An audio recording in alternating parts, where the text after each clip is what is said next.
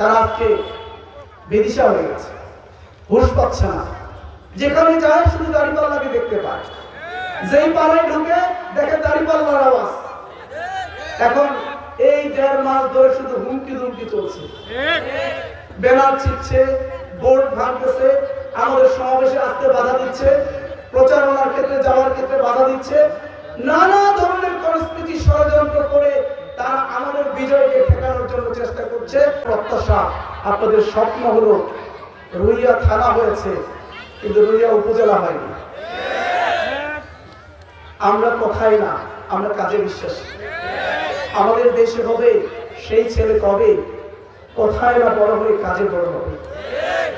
আমাদের সাবেক এমপি মন্ত্রীরা দেখে গিয়েছেন, আমাদের স্বপ্ন তৈরি করেছেন, তারা যা বলেছেন তা করে গিয়েছেন।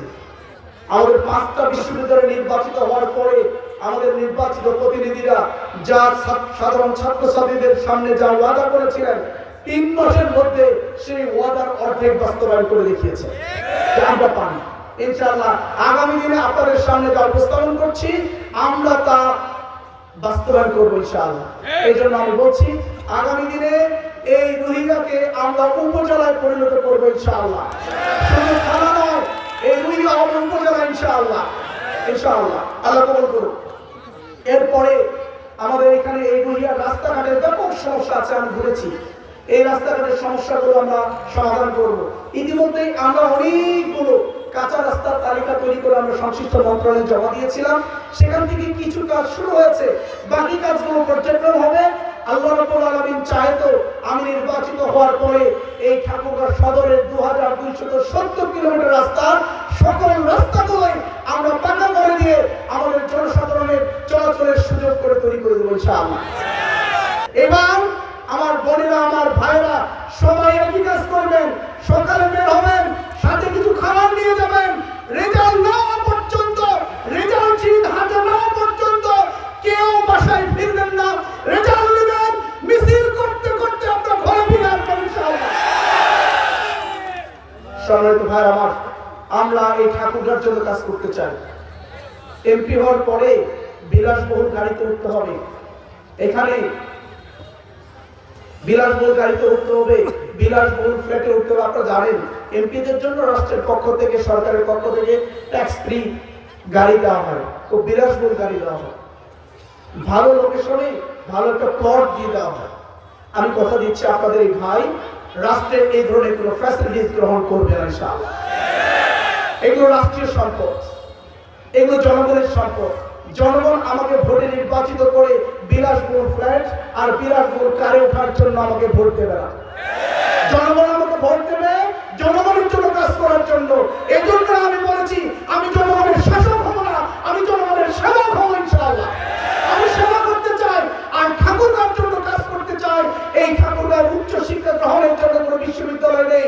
আগামী দিনে এখানে বিশ্ববিদ্যালয় এনে ইঞ্জিনিয়ারিং কলেজ আমরা প্রতিষ্ঠিত করে, কৃষি কলেজ প্রতিষ্ঠিত করার মধ্য দিয়ে প্রতি ঘরে ঘরে আমরা উচ্চ শিক্ষিত সন্তান তৈরি হবে, যারা এই ঠাকুরগাঁকে বাংলাদেশের মানচিত্রে মাথা উঁচু করে ধরবার ক্ষেত্রে ভূমিকা রাখবে ইনশাআল্লাহ। আমাদের সন্তানেরা বুঝজ্ঞান হওয়ার পর থেকেই যখন দেখবে ঠাকুরগাঁও বিশ্ববিদ্যালয় আছে, ছোটবেলা থেকে তাদের স্বপ্ন তৈরি হবে বিশ্ববিদ্যালয়ে পড়া। এই ঠাকুরগাঁয় স্বাস্থ্যসেবা আধুনিক মানের কোনো হসপিটাল নেই এখানে, যার কারণে আমরা ট্রিটমেন্ট সেবা, চিকিৎসা সেবা থেকে বঞ্চিত হচ্ছি। অধিকাংশ মানুষ চিকিৎসা সেবা থেকে বঞ্চিত হয়ে অকালে মৃত্যুর করে ঢলে পড়ছে, না হয় দিনাজপুর, রংপুর, ঢাকায় গিয়ে ট্রিটমেন্ট করতে যাচ্ছে। যাদের সামর্থ্য নেই তারা নীরবে বিনা চিকিৎসায় মারা যাচ্ছে। ইনশাআল্লাহ আগামী দিনে এই ঠাকুরগাঁয় আধুনিক মেডিকেল কলেজ হাসপাতাল প্রতিষ্ঠিত করার মধ্য দিয়ে এই ঠাকুরগাঁর আবহাওয়ার জনতার স্বাস্থ্য সেবা নিশ্চিত হবে ইনশাআল্লাহ। আর দিনাজপুর নয়, আর ঢাকা নয়, আর রংপুর নয়, আমরা আধুনিক মেডিকেল কলেজ হাসপাতাল এই ঠাকুরগাঁও স্থাপনের মধ্য দিয়ে এই হাসপাতালে আমরা আমাদের স্বাস্থ্য সেবা নিশ্চিত করবো ইনশাআল্লাহ। 60 বছরের উপরে যে সকল আমাদের মা এবং বাবারা থাকবেন, রাষ্ট্রের দায়িত্ব হলো তাদের চিকিৎসা ব্যয়ভার গ্রহণ করবে ইনশাআল্লাহ। আমরা রাষ্ট্র ক্ষমতায় যাওয়ার পরে আমরা 60 বছরের উপরে পুরুষ এবং মহিলাদের জন্য স্বাস্থ্য সেবা ফ্রি করে দেব।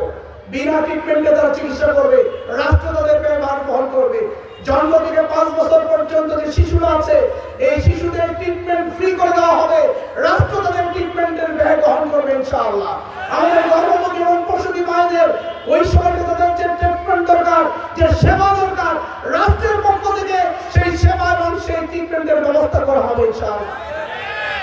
আমাদের বোন এবং ভাইদের জন্য মানে বেকার সমস্যা, ঠাকুরগাঁয় ভালো কোনো এখানে ইন্ডাস্ট্রি নেই, কলকারখানা নেই, যার কারণে হাজার হাজার বেকার যুবক যুবতীরা পড়ে আছে চাকরি ছাড়া। টেনশন, ফ্যামিলির জন্য টেনশন, নিজের জন্য টেনশন।